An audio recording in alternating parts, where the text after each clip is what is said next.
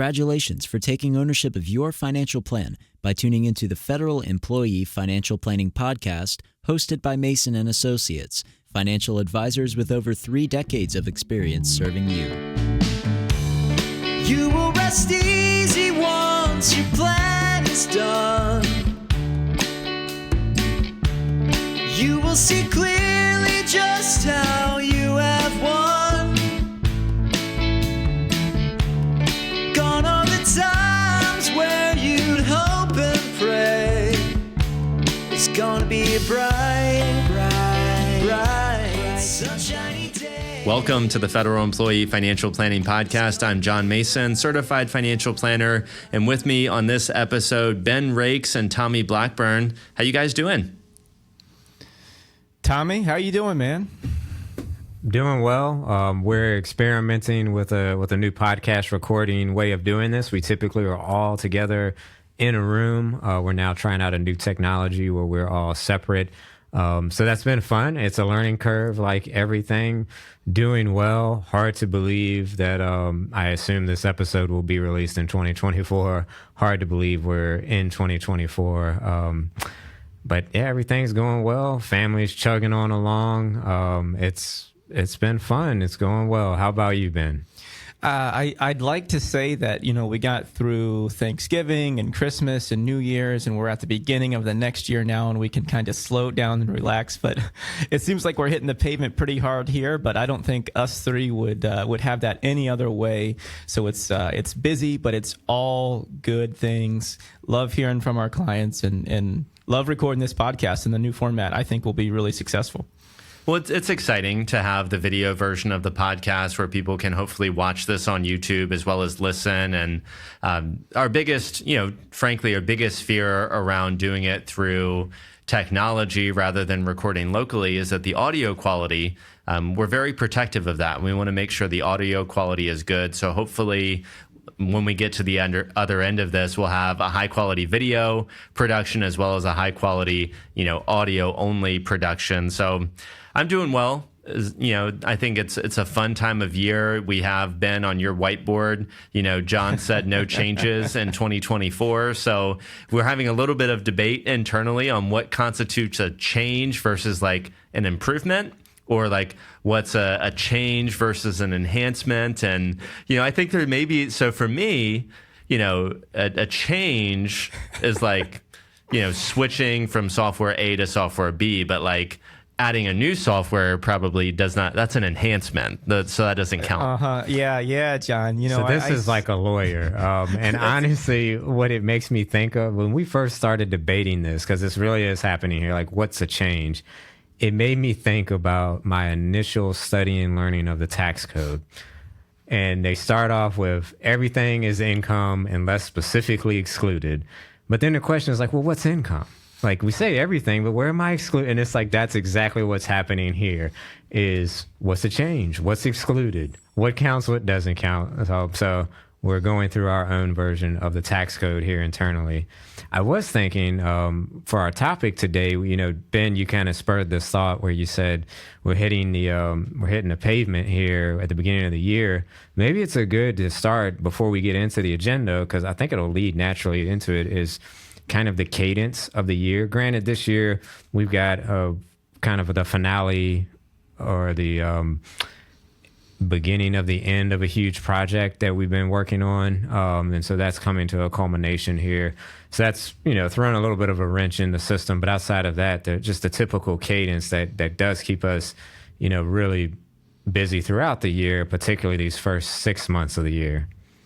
Well, maybe, Ben, if it's okay with you, I can kind of, the title of the episode today is going to be something along the lines of how we demonstrate value through a strategic planning meeting, which other financial planners call annual reviews. So we do need to distinguish a little bit from like, what does it mean to onboard or start a relationship with an advisor or with a client? And then how do you serve that client in an ongoing manner?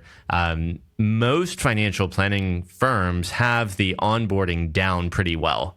And the reason they have the onboarding down well, Ben, is because that's how they get paid initially, right? So whether it's a sales process or a charming onboarding type process on how we get clients interested and to be able to sign on the dotted line or via DocuSign to onboard, we're very, very excited about that as advisors because we want new assets, we want new clients, we want more revenue. And frankly, we like adding value to new people as well. So it's very addictive. But where a lot of firms tend to fall off and start to provide more of like a second or third rate services in that ongoing relationship. I think you hit it really hard, and it's not just financial advisors that tend to fall off after that process. When you are talking about this, I think about any technology vendor we've ever used in the past, or anyone who's ever sold us something to enhance their business. The sales guy will always get back to you, within an hour. He'll give you a call. He'll give you his cell phone number and say, you can talk to me at any time. As soon as you sign on that dotted line and you go into maintenance mode, it's, well, actually, if you need help with that, you're going to need to just go ahead and submit a ticket and they'll get back to you within 48 hours. So it's kind of contagious, not just throughout our industry, but through everything. But I think at Mason & Associates, we have a really good process. And John, I'll just talk about kind of onboarding now. Onboarding is typically clients will schedule an intro call through our website. During that call, they give us some information about their first and last name. Are they married? Where do they work? How are they referred to us? And then some people put in notes that'll be a couple paragraphs long. Some people just say, need to chat about market, which is always interesting when we have those calls. When we take that call, if it goes really well, normally that's where we'll introduce them to another member of our team. John, it'll usually be either you or Tommy. And then we'll have a real detailed conversation about more of their plan, more of their goals, more of their desires. They'll send us their documents before that meeting, and we'll come through their tax returns and say, hey, what about that rental that you didn't tell us about? Or I noticed you give a ton of money to charity. What's the best way to do that? Assuming we continue to move forward after that step, we'll present them a financial plan. And then after that initial meeting, if everyone's still on the same page, normally we begin onboarding, and that's where we'll manage assets for our clients. So that's kind of like year one of becoming a client. But what this will really be focused on is, you said, John, we need to separate these things, onboarding versus existing clients. And those processes are actually somewhat similar in some areas and somewhat different. Well, if you Google what questions to ask a financial planner, Tommy, there are things like, are you a fiduciary, or what's your fee schedule, or do you like Susie Orman or Dave Ramsey, like whatever the questions are that pop up when you Google top 10 questions to ask a financial planner. I don't think one of the questions is, give me an awesome explanation on how you're going to add value to me and my family in year 3, 4, and 5. Describe to me what that ongoing relationship looks like in year 3, 4, and 5. When I wake up in year 5, what are we doing? Right? What does that look like? Because ultimately, it's really easy to deliver value when it's a first, second, or third appointment, and these folks have never worked with a financial planner before. It's a lot different in years 3, 4, and 5. Well, I guess one thing I would discern there is, I think maybe I shouldn't pounce on other advisors out there too much, but I would say it's pretty easy to deliver value when folks have worked with another advisor as well in the beginning when they work with us. But maybe that's just my own hubris there, as we usually find areas to add value even in the beginning. Yeah, those questions, it really should just be, tell me about your process. I mean, it is fun when we always get them, right? It's like, tell me, are you fiduciary? How do you charge this? And like, who do you custody with? What's your investment philosophy? And usually we say, okay, Mr. or Ms. Prospect, I can dive through these questions very quickly. Let's just get them out of the way. Let me answer. You're going to be happy with all the answers. I know what these questions are, and that's a good way to do business, just being able to answer those on the surface. But now let's get down to what's really important. How can we help you? What's on your mind? And let's start talking about our services and what our process looks like. I wanted to go back to two things. Ben mentioned you can book the intro call on the website, which is 100% true and how most people do it. We do have a team here. We do have humans answering the phone. So many folks will opt as well to just call our office and get scheduled for that intro call as well. So I just want to make sure folks know you don't have to go through the website. That's probably the preferred method, but you can absolutely call our office and they'll take care of you in that process as well. And the other thing, we talked about the onboarding process, and now we want to get into the ongoing process. The onboarding process has truthfully, in my mind, not only been designed for success for a new relationship, but it's really been designed too around that ongoing process. So we want to make sure we onboard you so that you fit well into our ongoing process. And we also want to make sure that you're onboarding, no offense, you're very important as a prospect. We do want new clients, but we put our existing clients ahead of prospects. So we will not allow that onboarding process to interfere with the ongoing process. And we like that, because how many times have you been frustrated when you see the commercial that says, hey, you want to switch to Verizon? If you're a new customer, you get this deal. But if you're existing, you can get in the back of the line. We take a different approach here. Ongoing clients get priority. We want new clients as well, and we want it to be a wonderful experience for you. And hopefully everybody, can take comfort in knowing that once you're that ongoing client, you're front of the line. That's who we put first. So our process for success for our audience is, the onboarding, beginning a new client, that's one thing. Then we move into like maintenance phase or that ongoing relationship. And it's really like 3 or 4 touch points almost every year. And some clients, to get our full service, you have to have engagement and buy-in as well. So for example, in quarter 1, January through March, that's when we have clients send us tax returns. That's when we're able to review things before they're e-filed or communicate with the CPA. So January is typically January through March, very tax heavy. This is also the time where we bring on new client relationships. Then we move into quarter 2, April, May, June. That's a dedicated time where we meet with all of our clients for a strategic planning meeting, which the goal of that is to generate more work for both us and for our clients. Forward-looking strategy action meeting. Then quarter 3 is implementation from those actions. And then quarter 4, we typically wrap up with end-of-year tax planning. So that ongoing relationship doesn't really look the same for everybody, but the ones who are super engaged typically have those 3 or 4 touch points throughout the year. We also have some clients who, frankly, one meeting is enough and they don't want to see us more than that or talk to us more than that, and that's okay too. I think we tend to probably like 2 to 3 touch points throughout the year, but that process for success does a couple things. One, it gets all of our clients on a same service calendar. And then 2, like Tommy was saying, is it protects our clients, because we really only bring on new relationships in the first quarter to like middle to end of third quarter is when we're bringing on new folks, because we're focused on end of year tax planning and strategic planning meetings on the other times. So as we think about that, guys, I went to the gym the other day and we did a social media post on this, and it's January 11th now. I think I went to the gym like 5 days ago. It was a Saturday. And I went to 2 gyms, One Life locally. And of course, it's New Year's resolution, and the entire parking lot is full. Not one parking spot. I have a big truck. Maybe there was one spot, but it was for like a smart car, right? So I was like, I'm not doing that. And so then I went to gym number 2, same thing, completely full. And I was like, I'm just going home, and I did a stationary bike. And what occurred to me as I was doing that social media post the following day was all of these people who are doing their New Year's resolution, the majority of them are going to fail. And what I mean by fail is it's really easy to get started. It's really easy to sign up for $39.99. It's really easy to go one time. But then it gets pretty overwhelming because 1, it's crowded. 2, there's a lot of gym equipment. 3, we're sore. 4, we don't really know what we're doing. And after a little bit, after we've onboarded with the gym, it's pretty hard to stay in maintenance phase, isn't it, Ben? It's hard. It's one of those things that everyone seems to have on their checklist, and then they kind of check it off, and then they forget about it. To all the things that you mentioned, I'm sore. Maybe it costs too much money. There's too many people there now. There's a ton of reasons to not stick with that plan.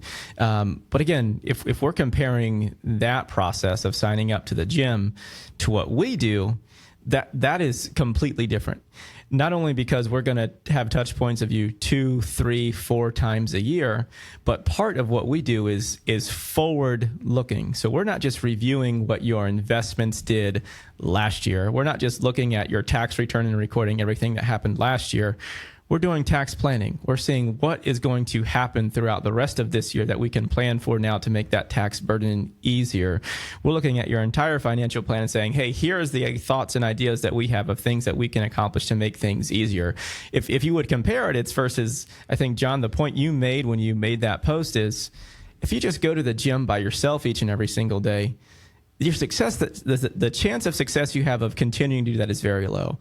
But if you hire a personal trainer and that person is calling you at 5:30 in the morning and saying, hey, man, here's your goals, get your butt up, let's go, and you're also paying that person to do that for you, your success chance is going to be so much higher because someone's holding you accountable. And that's really kind of what our meeting schedule does at Mason and Associates. And that's what we do when we have those forward-looking recommendations in your plan, rather than just saying, hey, here's what your investments have done last year. It was just so eye-opening to me as I thought about it, Ben, because it's like I've been going to the gym, once to 3 times a week for about 2 years now. And it's frustrating to me because I don't have a plan.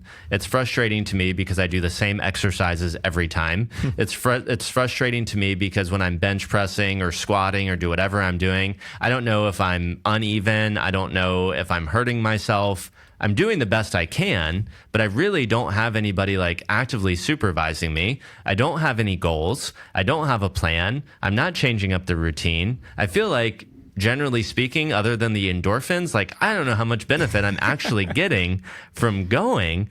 And I imagine that's why a lot of people fail on their exercise plan. And I think the analogy to a financial plan is like, it's really easy to transfer assets. It's really easy to onboard with a new financial planner, but like, what are your goals? What are we planning for? Like, if your financial planning meetings are, did we beat or lose the S&P 500 last year? That's not a plan. That's like jumping on the elliptical and having no idea what you're doing, right? And we need to be forward-looking. We need to have a fundamental understanding of goals so that we can coach, mentor, and be there for clients so we can actually achieve something. And I think so many New Year's resolutions go by the wayside because we don't know what we're planning for. And Tommy, this is a classic example of investment rate of return. What rate of return do we need in an investment portfolio? Well, we need a rate of return that accomplishes your goals.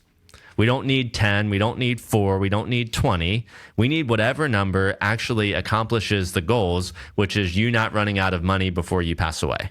Yeah, let's put a plan in place and let's understand what it is we're trying to accomplish here, and that dictates everything, which, a classic example there is we get folks who, we talked about this process. Sometimes you have to be on a waiting list until the window opens up for us to begin the process, the new client process with you. And sometimes folks will say, well, what should I do with this investment? We'll try to walk a fine line usually in giving you some thought around let's not do damage until we get together is usually the answer. Like, what's a conservative approach here until we can really dive into it? But ultimately, we can't give you advice until we've put a plan in place. And the plan is not just what are my goals and as simple as what rate of return, was what am I comfortable with? And what's my tax plan here? Because ultimately that impacts all of these rate of return assumptions. So we got to get away from just like planning in a vacuum or just one subject. We got to zoom out, have an entire, holistic plan here, which I guess is similar to the working out analogy we've been using here. And I thought I heard a podcast the other day where they were talking about health stuff, and it was like, does science tell us that? Certainly we have that at Mason and Associates where, what is the math? What is the research? What does our own experience tell us? So we rely on all that. And then like, also, is it something we're going to follow through with? Because if we don't enjoy it, it's not a winner. I think that's the same thing with working out. Where it's like, man, don't go do CrossFit if you're going to hate it, because it maybe science says it works, but if it's not for you, it's never going to work. So the planning process needs to be designed with all of these things ultimately being about you and what's going to work for you. And I think it's our job too as advisors. I think, John, again, going back to the workout scenario, I'm getting on the elliptical. Am I doing the right thing? I'm squatting, but am I actually hurting myself when I'm doing it? I'm trying to think of the statistic now that essentially says I'm going to make it up. If you write your goals down, you're something like 50% more likely to accomplish them than if you just have a goal floating on the top of your mind. And so that's a big part of that initial meeting process that we have with our clients is here's a fact finder that's 6 pages long, and it's going to ask you 20 questions about what are your goals, what are your wants, what are your desires, what's a high priority for you, what's a mid-level, what's a low, and here's a whole note section where you can tell us more about your lives. That process with that fact finder in place ahead of time is so much more valuable, not necessarily because it helps us, but because it helps our clients to not come into a meeting cold and we say, well, what would you like to accomplish? And they say, well, let me think about it. I know I want to retire in 5 years. It's really setting the stage for them to be thoughtful and intentional about us and to help us jointly have a good conversation. But it's as important for them as it is for us to have that information. I agree. And I think we will actually get to the topic, I was going to say, fellas, we're supposed to get to the agenda. Yeah. So I really do think we'll talk about the 3 times that you can add value around a financial planning meeting. But we just have to continue to go down this analogy of the workout because Tommy, you spurred something in my mind, which is like the financial plan has to be actionable and relatable, right? Like if it's not something that like the best diet in the world that you can't live by is a useless diet. A financial plan that tells you you need to do all of these things that we can't stomach, the risk profile, or we can't do those Roth conversions, or we don't have the capacity because we're taking care of a grandparent and a child at the same time. If it's not actionable and relatable, it's a useless financial plan, just like a diet or an exercise program that you can't stick to. And then further, this is crazy. So one-time financial plans are generally worthless. Like maybe it gives you a little bit of an endorphin kick. Or a direction. Maybe it gives you a direction. Yeah, so it gives you that endorphin kick or that direction to say, okay, like things aren't as bad as what I thought they were.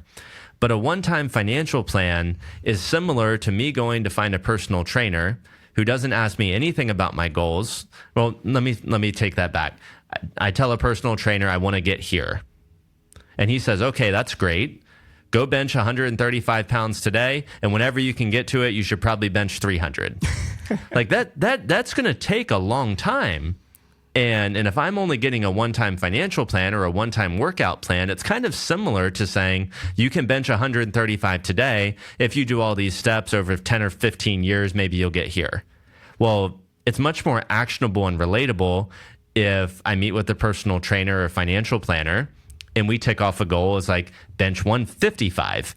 Bench 185, change up the workout, go high rep, go low rep. What's my tax plan? So it's much more relatable if you can tick things off along the way. And my fear with these one-time plans or an advisor who doesn't demonstrate ongoing value is you got this like beautiful, sexy, you're going to look like He-Man at the end of the day financial plan. But if we're not actually like engaging in real talk every single year and continuing to move the needle, the chance of you having a great financial plan or having the physical attributes that you hope to have through your workout program just aren't going to happen. Well, it's all about personalization, and a financial plan, that probability of success of it being able to evolve and be flexible, that is a good, solid plan when we know like this doesn't have to be perfect in this moment in time. We're going to come in and make adjustments. Maybe the goals change, just like you when you're working out. Those could change. It's like, I said I wanted to bench 300, but really I just want to be in pretty good shape and live to 100 now. And so maybe all of a sudden, like what I need to be doing is different, or that exercise is not working. So that's an ongoing personal relationship. And I think about recent examples. We have a lot with clients. And I know we want to get to the meeting agenda process. Hopefully we'll get there. One is the permission to spend money. We've all had it with the clients. Like, I want to go buy this expensive RV or this vacation home. I know it's a bad financial decision, Mason and Associates. And it's like, no, you've built, let's look, can your plan support this? Usually it can. That's what's important. The right financial, maximizing financial resources at the end of the day, just to die with the most money is not the goal here. So we need to take a step back. Another one, I am historically a big fan of keeping a mortgage, particularly for the background of many of our clients who have strong guaranteed income, that's coming from a world where we had 3% rates, 2.5% mortgage rates. And I had a client reach out recently who said, I know I have a 2.5% mortgage rate, and I know that mathematically I should hold on to this thing, but I really think I'd like to come up with a strategy to pay it off because that would just give me a bigger peace of mind. I said, that's great. There's nothing wrong with paying that mortgage off. That is not a bad answer. Sure, in theory, mathematically, we'd be better off keeping the mortgage. We've talked about it. You're informed. This is what you want to do. My wheels are spinning. Here's how we're going to take distributions. Here's how we're going to manage the taxes to get that mortgage paid off. And that to me it has to be something that you want. If I just said, nope, you're never going to pay that mortgage off because I don't believe you should, like, well, this relationship's not going to work. Well, I think what sticks out to me, Tommy, is like, what do I need to be able to do today? Like, what do I need to do today to be able to do this in the future? Mm-hmm. Whether that's pay off the mortgage in a certain amount of time, or, as your goals change in a financial plan, from maybe beating the S&P 500 to just having a comfortable retirement lifestyle. Like, your goals change over time. And yes, I'm on a health kick right now. And one of the things I've been reading about is the 100-year-old decathlon. And it's like, well, at 100 years old, what are the 10 things that I want to be able to do? Get myself up off the floor, be able to go up a flight of stairs, pick up my great-grandchild. So, like, what do I need to be able to do at 35, 45, 55, 65 to be able to do all the things that I want to do in the future? And that's the same thing that we're doing with our clients. What are the actions that we need to do today so we can be able to do all this tomorrow? And then the opposite of that is sometimes people are so good that we can actually stop making those deposits today. Maybe we only need to go to the gym 3 days a week instead of 5 because we're that far ahead of the game and we're already on track to hit all those goals. So let's pivot to the 3 times that we can add value around a strategic planning meeting, which is our big engagement with all of our clients throughout the year. The summary here is you can add value 3 times: the beginning, the middle, and the end. So there are 3 times where you can add value. Ben, why don't you share with our audience how we can add value before a strategic planning or financial planning meeting? I think it goes kind of back to what we had talked about before, where it's making sure that we have a process where we're sending an agenda back and forth. And when we send that agenda to you, we are going to ask you questions. What is important to you this year? I know we talked about last year preparing to send your kids to college. Or I know, Tommy, maybe we talked about the pros and cons of paying off your mortgage. Is that still something that you want to do? We also hit on your investments. I'll be prepared to have a full report ready to go if you would like to discuss this. I think it's kind of getting those gears churning, getting the wheels turning, and making sure that we're prepared to have the most successful conversation possible, rather than, again, kind of showing up and saying, hey guys, what's going on? It's good to see you again. So I think certainly that agenda process in advance of the meeting is where we add a ton of value before, again, because we're making sure that we're staying on the top of your mind and that you are staying on top of your goals by just reaching out in advance and trying to figure those things out. Other things that we do before a client meeting is, one, we have this interactive agenda process that kicks off roughly 14 days in advance of a client meeting. Is we have like a 110-point checklist that we do internally. So we actually prepare for client meetings so that when we sit down with a client, either in person or virtual, we actually know who they are as people. We actually know what their goals are and what they're trying. We're not coming in blind or cold to this. We are prepared, and we've gone through an internal checklist to prepare for each meeting. Clients don't need to see that, but we do it internally. And the other thing that we do, Tommy, is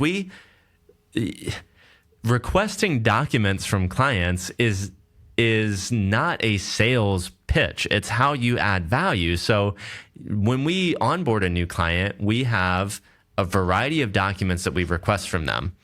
And every year we make them go through the same hassle of uploading new stuff, don't we?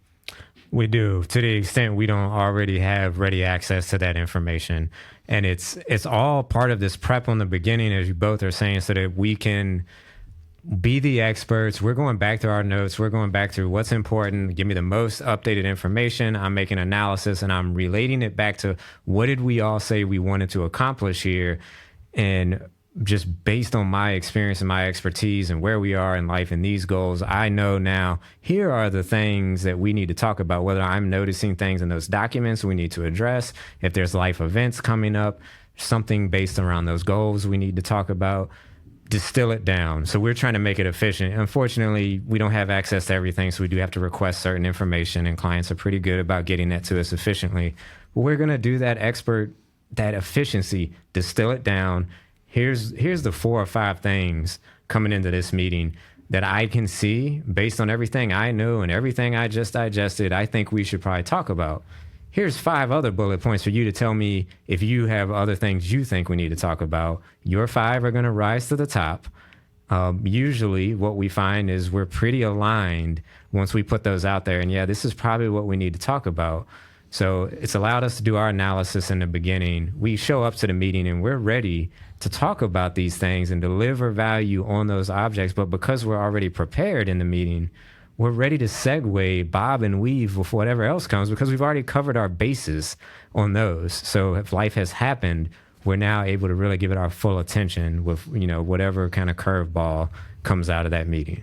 For our audience, I think we can safely say, like, if you're vetting a financial planning firm to determine, are they going to be able to provide ongoing value, or do they just want to manage my money or charge a fee, is the quality of the documents that they're asking for, as well as their ability in demonstrating that they actually review them, right? So we ask for these documents every year. We ask for a lot more than just investment statements. We ask for trust. We ask for mortgage statements, bank account balances, insurance policies, and we actually review them. And then we ask for updated stuff because, let's face it, you can only do so much the first year you've engaged with a client. So maybe we forgot to ask an important question in year 1. Maybe we forgot to ask an important question in year 5. So I wrote down, not only do we continue asking for these documents, we continue asking questions, because as the relationship evolves, we get more comfortable with our clients, which means they're more likely to divulge information that they weren't in years 1, 2, and 3. So we have to continue to ask good questions. We have to continue to be prepared. We have to continue to review. 1, because we're not perfect, but 2, maybe we didn't ever get all of the information to begin with. And I just, as an aside, I realize we're kind of going down different rabbit holes, but I think it's the same. It's applying this thought process and how we approach our clients to what we experience quite frequently in our personal lives, and particularly as we run Mason & Associates. I'm thinking about some interactions we've had with vendors of ours where it couldn't be further from the truth what the process is. We show up to the meeting because they want to have the annual meeting. It's like, you've done no prep work when I show up to this meeting. You don't remember what we talked about last time. You don't seem to remember what it is I want to accomplish. And we're just winging this entire meeting, and that's not valuable. And it's probably easier for us to identify because we run our client meetings so differently. It's very apparent when somebody has not prepared for a meeting. Well, that takes us right into the next time that you can add value during a financial planning meeting is during the meeting, right? So you can add value before the meeting by doing the agenda and being prepared. And then, Ben, when we show up to the meeting, we're ready to deliver the boom, which is a world-class client experience. I think it's all about delivering that boom, and it's hard because it's part of the entire process. And the middle process, when we meet together, is all about us taking the agenda that we've developed together. It's taking everything that we know about you from working for years together, and it's not just describing it so that it sounds good to us. It's relaying these advice and the recommendations and the plan that we give you so that it makes sense to you and that you understand it. Us 3 can talk about RMDs, QCDs. We can talk about tax code, Secure Act 1.0 and 2.0 and the CARES Act. And we can internally talk at a very detailed level about all of these things. but the client doesn't care about the specific provision in Secure Act 2.0 that's going to change their RMD. They don't care about the CARES Act and the Advanced Child Tax Credit that's coming up this year. What they want to know is that we know about it, and how does that impact your plan, plus all the things that are specific to them that we've already identified at this meeting. I really, really like, John and Tommy, that we call these strategic planning meetings rather than annual reviews. Annual review just sounds to me like, hey, again, here's what we did last year. Here's how your investments did. We were a little bit below or behind the S&P 500. You can see that by looking at your own statement. You need to go to an advisor that's well and ready and equipped for the meeting, that's presenting you general information that applies to you, as well as the details of everything that we've discussed in the past. There's no value if we're always looking backwards. Like, there has to be some sort of metric to determine success. There has to be some sort of metric to make sure we're on progress, but we shouldn't be looking in the rearview mirror. We should be looking out the windshield, going forward, figuring out where we're going to go next. So because we add value before the meeting, we're more prepared. We've done our research. We come in hot instead of coming in cold, not meaning we come in too intense, but we come in ready, which allows us to listen, which allows us to be more prepared, which allows us to ask those hard questions, which allows us to pivot. And most importantly, this is our client's time to have a great meeting with us. So we always tend to say something along the lines of, Mr. and Mrs. Jones, this is your time. And I know we have this agenda and we're prepared with value adds and we're prepared with ways to add value to your financial plan, but none of that matters. And if there's something hot on your mind that you want to make sure we talk about today, and that could be a parent just fell, or a kid's about to go off to college, or, they had a bad day at work and now they want to retire faster. Like, who knows what those events could be that just completely scraps the agenda. And because we're prepared, we can pivot. If you're not prepared, to Tommy, your point, like, you can't deliver the boom. And if you are going to deliver the boom when you're not prepared, it's going to take you 2, 3, or 4 times longer, because you're going to be preparing while you're meeting with them rather than being prepared in advance. So I think you can tell a lot about vendors and financial planners or anybody just based on their process for success. And then lastly, where we get to add value is the post meeting, which we, at the end of our client meeting, send a summary email with we take an hour meeting and we distill it down to bullet points of actionable advice.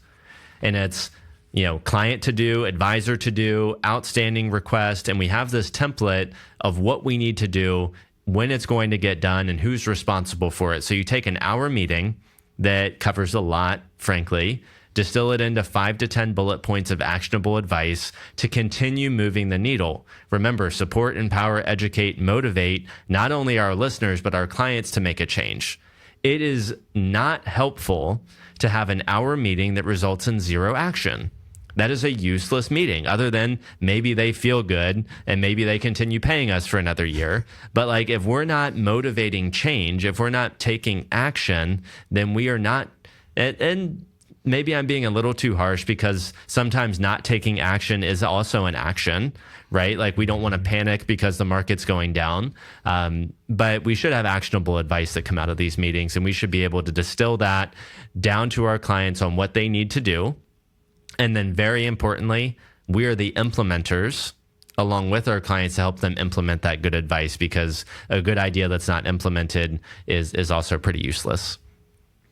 I think that's pretty well said, John. I don't know that I have a whole lot more to add on that summary process, other than, we distill it down. I think that's really a good part of our value, is just distilling things down so that it's digestible and actionable. That's what you'll get at the end of the meeting. Sometimes some clients want to see the entire playbook for the next 30 years, and we've already got that. So we'll include that as an attachment if they want to take a look, just because they like, flipping to the end.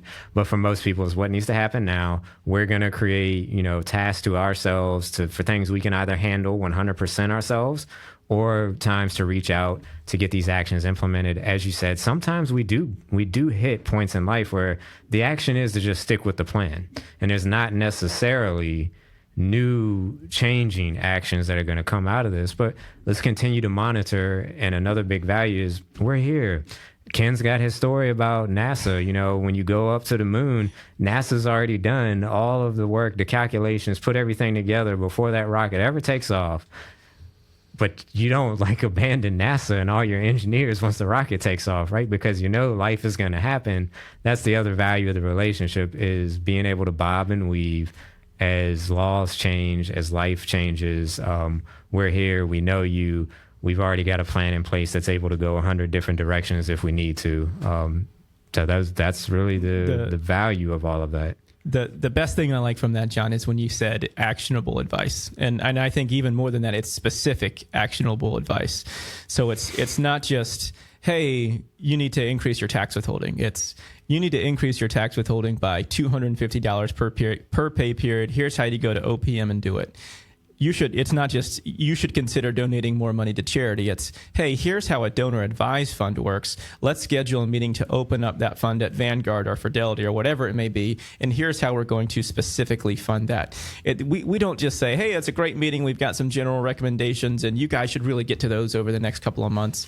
I mean, we are truly taking the client's hand and walking them through, here's how you do all of these things, which to me, I think has got to be tremendously beneficial. So you've got to be prepared for the meeting. You've got to deliver it in a way that the client can understand and act on it. And then three, you've got to help them through that process. You don't just throw them to the wolves. Well, you have to know how to do it, right? Which I think is also, that really shows that you are the expert. Because I've been thinking a lot about recently, sometimes we talk about fiduciaries around here and how folks really aren't fiduciaries because they don't know what they're doing. And sometimes I think a lot of times to like tax planning and stuff, it's like, man, there's so many advisors out there who claim to be tax planning experts, advisors, and like they don't know the first thing about a tax form.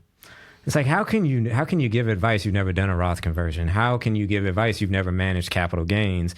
Like, you're just speaking, you're not implementing, you're not knowledgeable and truly executionable on these things. So it's knowing how to execute. John has his analogy seam that I'll let him do if he hasn't done it already. But it made me think about, we're educators. And there's a quote, I don't remember who it's from, but it was, the purpose of education is not knowledge, it's action. And I think that's essentially everything. And sometimes that action is no action, but that is the purpose behind all of this. Well, guys, as we wrap up this episode of the Federal Employee Financial Planning Podcast, there was a few big takeaways that I had here, which is, not only do we initiate actionable advice that fixes an immediate problem, we have actionable advice that fixes a future problem.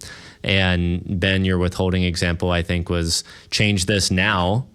But then it's also like in December, change it to this, because what we're recommending now is going to upset the apple cart in 2025. So it's actually 2, 3, or 4 recommendations for every one recommendation sometimes. So some of the actions here for our audience would be like, hire a coach, whether it's a personal trainer, a nutritionist, a financial planner. Like if you're looking to improve some aspect of your life, hire a coach, because all of these, they're not forever decisions. Like if you hire Mason and Associates, it's a day-by-day decision on whether or not you want to continue to hire us as your financial planner, just like that nutritionist, just as that personal trainer.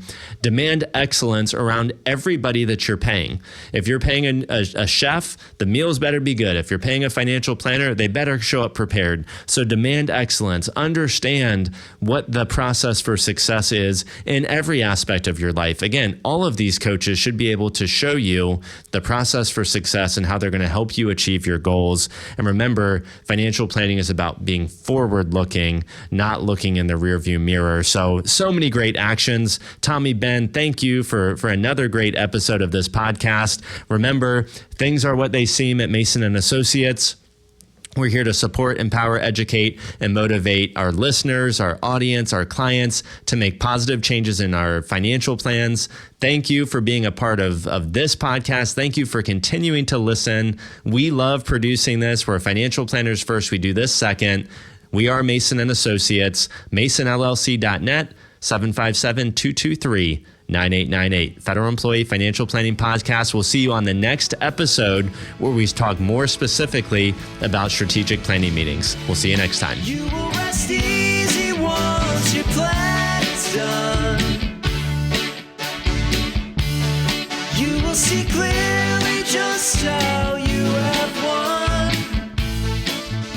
topics discussed on this podcast represent our best understanding of federal benefits and are for informational and educational purposes only and should not be construed as investment, financial planning, or other professional advice. We encourage you to consult with the Office of Personnel Management and one or more professional advisors before taking any action based on the information presented.